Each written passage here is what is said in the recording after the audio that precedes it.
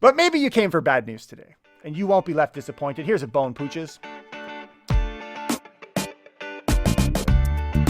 Good morning, investors. Bradley here from Watson Estates, and you're listening to the largest and fastest growing podcast for my favorite subject on the planet, Toronto real estate, on iTunes, Spotify, and Google Podcasts. Friends, thank you for joining us. Hope you guys are having some fun. Please support the channel. Let's get 50 likes on this video, eh? If it's not there yet, hit that thumbs up button. But you know what? I want to go through the stats for January 2021, and you might be thinking, Bradley, how the heck do you got stats for January 2021? And you wouldn't be wrong. Treb hasn't released it yet. We got the goodies early for you. I ain't going to wait out until everybody else tells you what happened. We're going to find out today. We're going to discuss some of the stats that took place in Toronto in the GTA. And then I want to dive into what a bidding war looks like in Toronto, just to give you some context on the craziness that is the Toronto real estate market. And we're going to wrap this up discussing why the banks in their forecast are expecting interest rates to go up in 2021. So much good stuff today. And as mentioned, please subscribe. Download the last 5 episodes. If you're new to our channel, welcome. We love new friends. We've always got room for more. In the last few days, me personally, I've been looking at way too many contracts. It's driving me crazy, whether it's joint venture agreements, shareholder agreements, or just simple agreements of purchase and sales. And it's got me realizing, thank God I'm not a lawyer. Thank you, baby Jesus. And I know there's no way there's not lawyers out there that are wishing they're doing something else, like a restaurant person.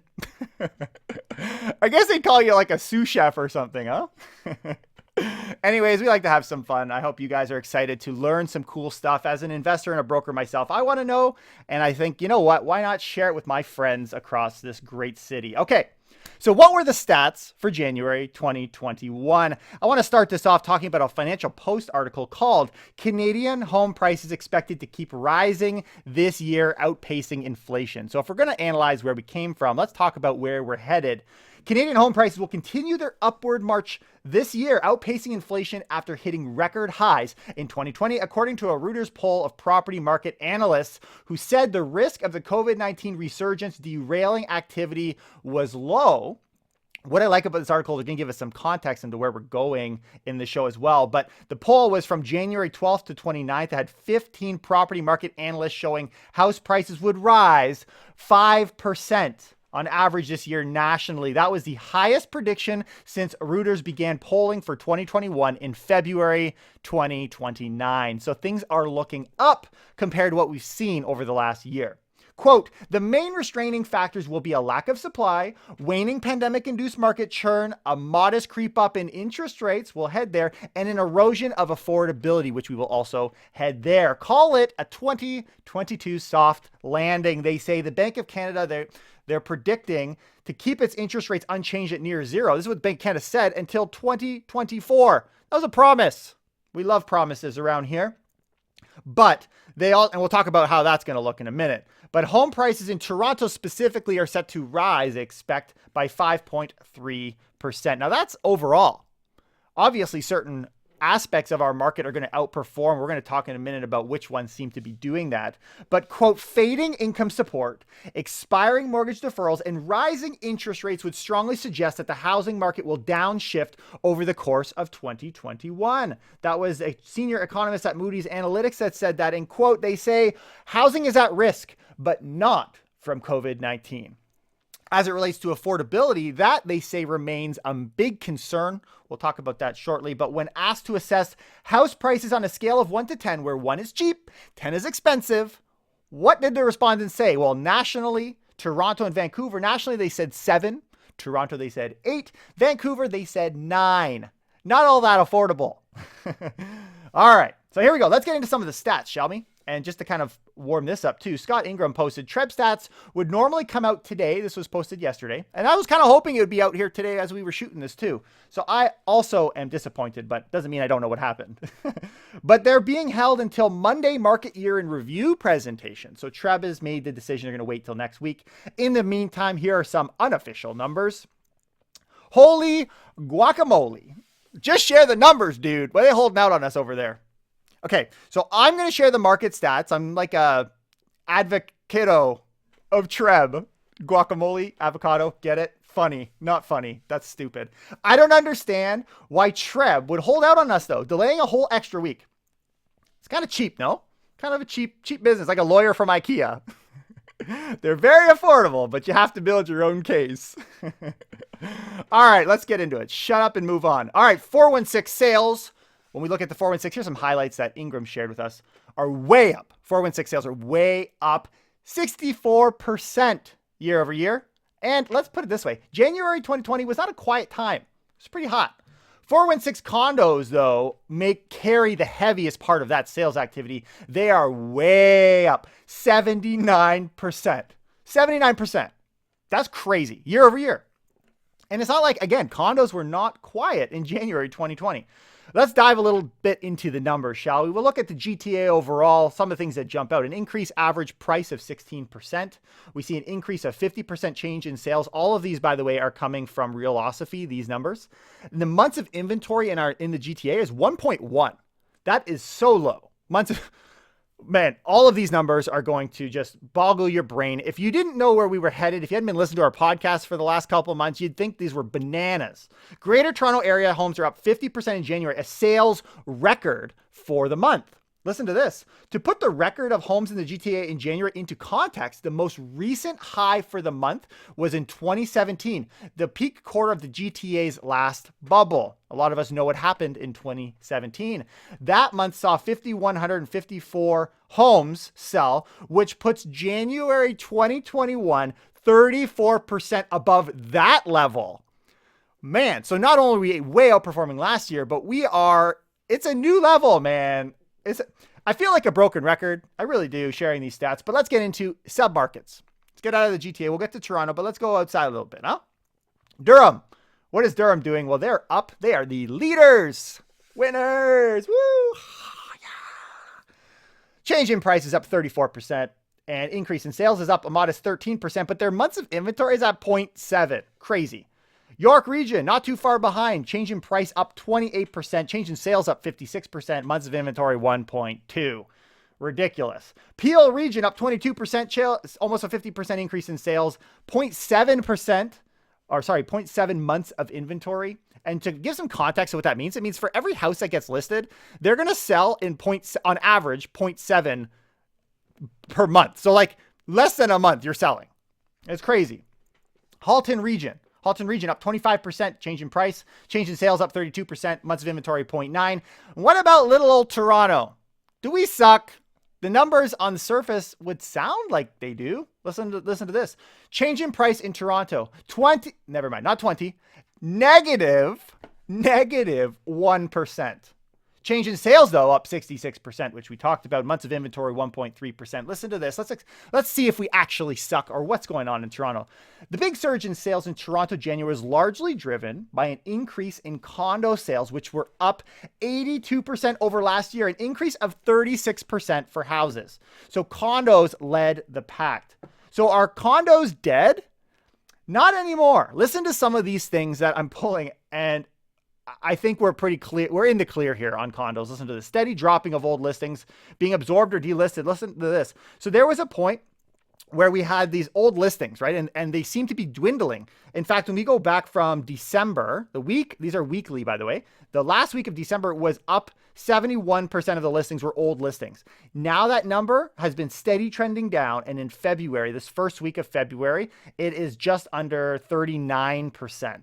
That is a massive drop in old stuff. The new stuff seems to be growing. Now, whether people are taking it off and putting it back on, or whether they're actually selling is besides the point. The reality is all of this supply, all of this inventory that's accumulated during the months of COVID are all but vaporized, man. Like we are just over 1 month of inventory. That is crazy in the city of Toronto. And when we look at the active listings with a price change, because think about it. The longer you sit, maybe you try for multiple offers, it fails, change your price, whatever. We are seeing a massive drop in the number of listings sitting on a price change. They're not even making it that far. When we look, the highest that we saw looks like December, where 20% of them had a price change on them. Now that number is just over 7%, more than half. Like this is great, more than 50% drop. We also have way more units sold conditional as a percentage. This I find fascinating. When we look back in pre-COVID February, March 2020, the stats were 22.6% of all condos were sold conditional. Well, we saw that number just drop uber fast.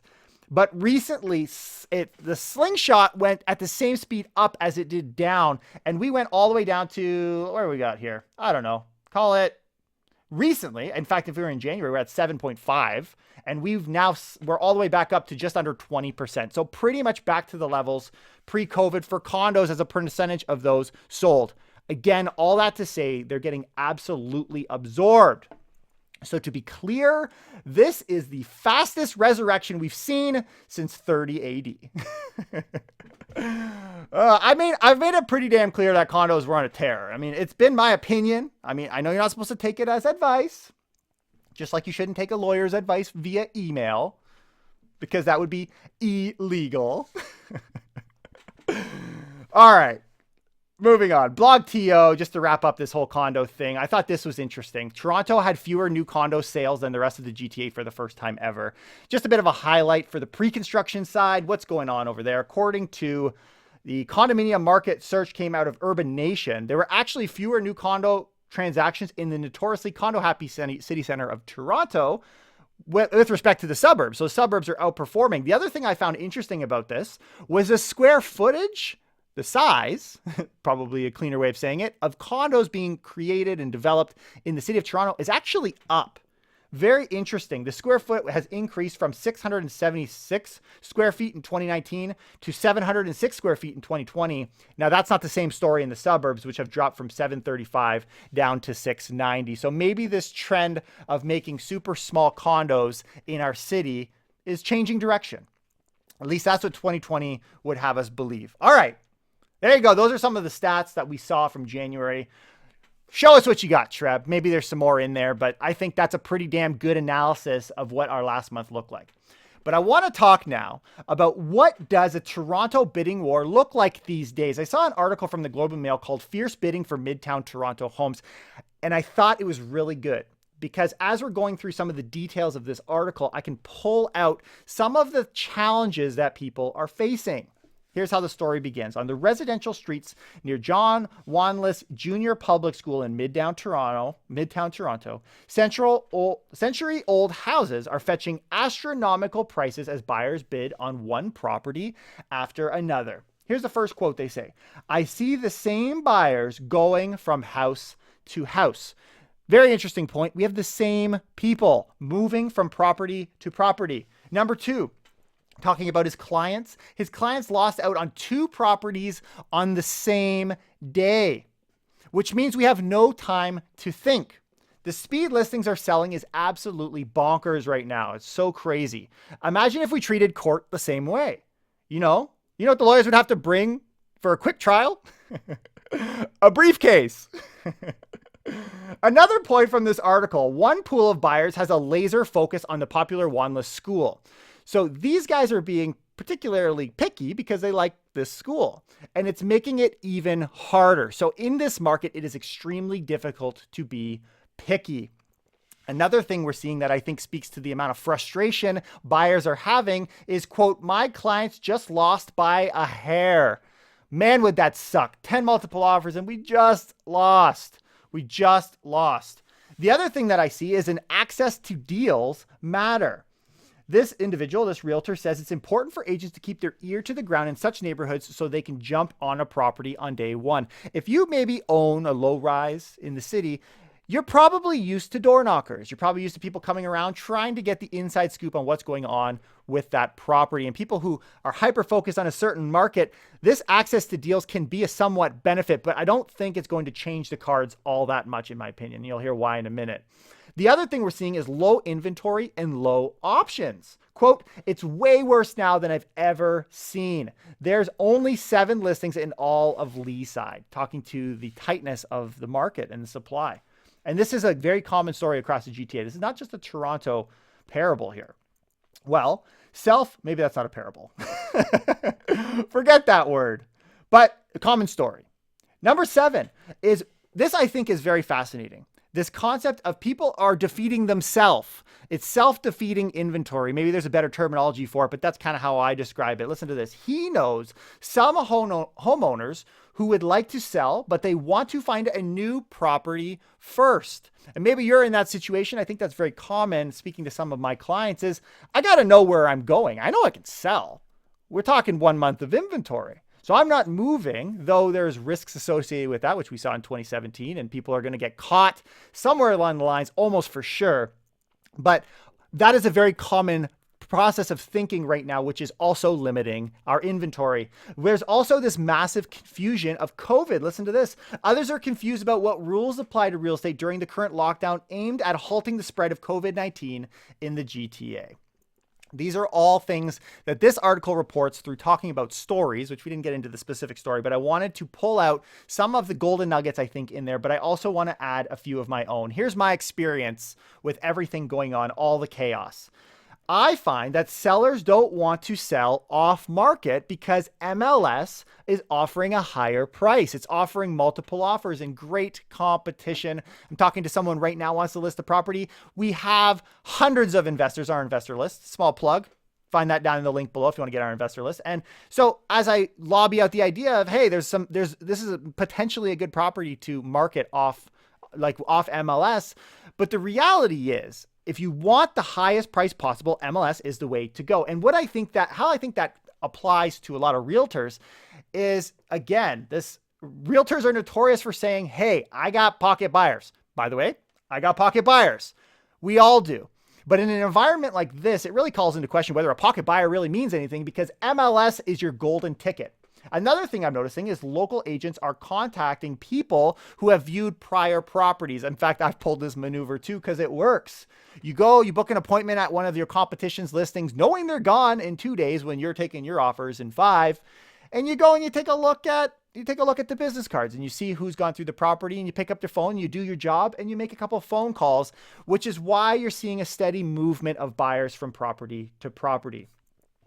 And if you missed this one, talking about multiple offers, what's funny about the whole ordeal and why people are going bananas is because they know that the person that outpriced you in that same community has now set a new benchmark price for that neighborhood. So you didn't like to pay that on the first one? Well, you'll be paying on the second or the third or the fourth. That price sets a new baseline. All of these things are crazy. I know people are getting sick and tired. Heck, we are too as real estate professionals. But guys, please know, if you're sick of lawyers trying to sell you stuff on TV, you might be entitled to compensation. Not at all related, but definitely related to the lawyer thing, all right? And we know it's not just low rise. We're going to start to get into hot topics in just a minute, but I want to reaffirm, we talked a lot about condos and the blazing heat that's happening there, but recognize that this story is very similar to one in the Globe and Mail called Toronto's condo market sees a resurgence as buyers eye an eventual end to the pandemic. They talked to Sajila Siddiqui, planned to buy her first home during a pandemic. She looked to move outside the GTA, like so many others, maybe like you. And it's going to sound maybe like something that I've anticipated is going to happen, but listen to this. After seeing a bloated market in cities like Waterloo, Ontario and Barrie, Ontario, she decided to stay within her budget and look for a 2-bedroom condo in downtown Toronto. Sounds like things might be moving back in. Is that not something that I said was going to happen? We'll pretend I didn't. But even in Toronto, where the condo market has cooled during the pandemic, the search has been anything but easy. And my question to you guys is, how common is that story? I don't have a number, but I wonder how many people are getting priced out of these outskirt markets and are going to eventually find themselves in a more affordable city of Toronto. What you get? Side note, condo listings, by the way, in Toronto shrank week over week this week by just under 9.5% in a week. That's the 12th week in a row it has shrunk. If you didn't listen to us month or two ago and you didn't jump in that condo and now you're like, oh my goodness, or maybe you're just discovering our podcast now, it's going to get hotter. It's already hot. Okay, let's get into some hot topics. All right, so we know a lawyer will ruin your life for $40 an hour, $400 an hour, $40 an hour. That's a cheap lawyer. $400 an hour. There, now we're getting represented. But a journalist will do it for free. Which brings me to an article. It was actually the top article for Toronto Real Estate today. Not something that I cared to read too much, but you know what? Seeing as a lot of the audience did, we'll mention it. The article is called Case of Suspended Realtor Tests Regulatory or Regulator Powers. This is calling into question the Ontario Real Estate Association's overview. Sorry, RECO, the Real Estate Council of Ontario. If you're getting fudged around by a realtor, contact RECO. They'll take care of it. But this article is talking about how they're not. They're not taking care of it. Dragging a name through the mud. I won't even say the name because I don't want to be the one doing that. But we got a 46-year-old agent who was unable to trade in real estate since October 2019 because their registration was suspended. The reasons they give: proposals related to long-standing indebtedness, misappropriation of funds, a breach of a condition of registration. One of them, she actually has 2 claims against her at the Shangri-La apartment for tens of thousands of dollars in unpaid back rent for units, which she allegedly sublet to Airbnb folks. So this is a person who's playing the game, they're playing the system, and they're licensed. So the idea is we should be able to revoke, take away their license. Well, so far we've only been able to not take it away, but suspend it. So you can't trade. Let's see if that holds her back. But the argument is that we should be revoking licenses of people who are putting the public in jeopardy. And that's ultimately what it is. But they say all this alleged conduct would become part of a decision to renew her license. The question is now let's try and renew her license. And people are like, what? And it's calling on people to have a larger crackdown. The Real Estate Council of Ontario take a larger crackdown to protect the industry, to protect consumers. And there's a lot of realtors getting behind this and saying, yeah, okay, fine. Sounds good. And stories like this are what drive real estate lawyers to drink. And you know why there's so few Irish lawyers? They can't pass the bar. That's terrible. My jokes are blowing it so far. We'll get there. Thanks for staying tuned, guys. Thanks for staying tuned. I mean, when I'm putting them together, I literally am rolling on the floor every time I put one of these into them. And then when I say it, I blow the punchline, you know? No, not in my backyard. People be like, here's a couple articles for you people that don't like things going on in their backyard. Blog TO, people in Toronto neighborhood divided over black and gray house trend. It's like bitter. Throwaway condo buildings. They're like, why you got all this concrete and glass, ultra modern, boxy style homes, man? Where's the traditional? Where's the class? Where's the class? They say, you know what? This is a fading design, but we got people saying, I don't like it. Looks ugly. Then we got people in another blog TO article. Toronto neighborhood pushes against new condo replacing the Palace Arms. Listen to this. We are a group of 100+ concerned neighbors who support good development and are working to build a stronger, more inclusive and sustainable neighborhood. Good for you. Stand up. But this just shows you some of the challenges that builders are having in trying to do these conversions in the city. And you wonder why there's a supply shortage. We had a really good conversation with James Burton. I gotta get another interview with someone like that because it's such a good one as it relates to the missing middle and how developers should be working with their neighbors to try and get things done. But at the end of the day, if they're going to hold you up, they're going to do everything in their power. And they've still got quite a bit of power in intervening with those developments. As it relates to COVID, and I like to keep a tab on all that. Obviously, cases are dropping. Good news. And it's been announced that schools in Toronto, Peel, and York regions will have back to in-class learning February 16th, and other regions that haven't yet returned by February 8th. So apparently we have enough evidence to send our kids back to school. Okay, we'll just trust the evidence. You know what a kinky lawyer and flat earthers have in common? Pulling evidence out of their research. That's the word. But maybe you came for bad news today and you won't be left disappointed. Here's a bone, pooches. BetterDwelling.com. Bottom fifth of Canada's households could no longer afford housing in big cities. The lowest quintile, which is the bottom 20%, for those of you who don't like words like quintile, they have few options for housing. Both in Toronto and Vancouver, they have only 0.2% of rentals affordable for this demographic. In Toronto and Vancouver, don't even bother moving there if you're going to be at this income level. And we wonder why people leave. Maybe it's necessity. Maybe it is necessity. So things are simply becoming too expensive. Can't I just rent a place for something I can afford? Can't I just write my own last wishes without paying legal fees? Whatever happened to free will? And that was a good one. I think that was a good one. Nailed it. So here we go. I love this last topic because this is going to be some sideways news for some of you. We've talked about, I've said in the past, I think interest rates should go back up. We've seen news saying they could go down because of the struggling economy, but now the stories seem relatively consistent of the upward trajectory. At least interest rates now, if you were to think, are going to help you with your affordability. Well, maybe not for long. Better Dwelling had an article. Bank of Canada data shows their past peak mortgage bond buying program. All of this spending, the primary story of COVID in our central bank or Bank of Canada. Listen to this. They say this. They've finally stopped juicing the mortgage market, the CMBs, which we've talked about in the past, or at least it's taking a break because in December, it shows the first ever drop in the amount of CMBs held. It's too early to tell if it's temporary or if it will start again. It's temporary. Too early to tell. If the buying is actually past peak, it could mean cheap mortgages cash might be more difficult to come by soon. So are we going to all of a sudden start ramping that up again in January, February? I don't think so, but whatever. But Bradley, interest rates are supposed to stay flat until 2024. No, 2023, 2024. We got some time. Yeah, sure.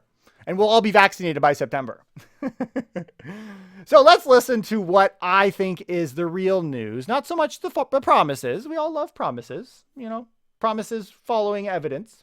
But they say, this is a Financial Post article, Canadians may need to brace themselves for higher borrowing costs earlier than expected. This isn't the only article talking about this, by the way, so don't think this is a one-off.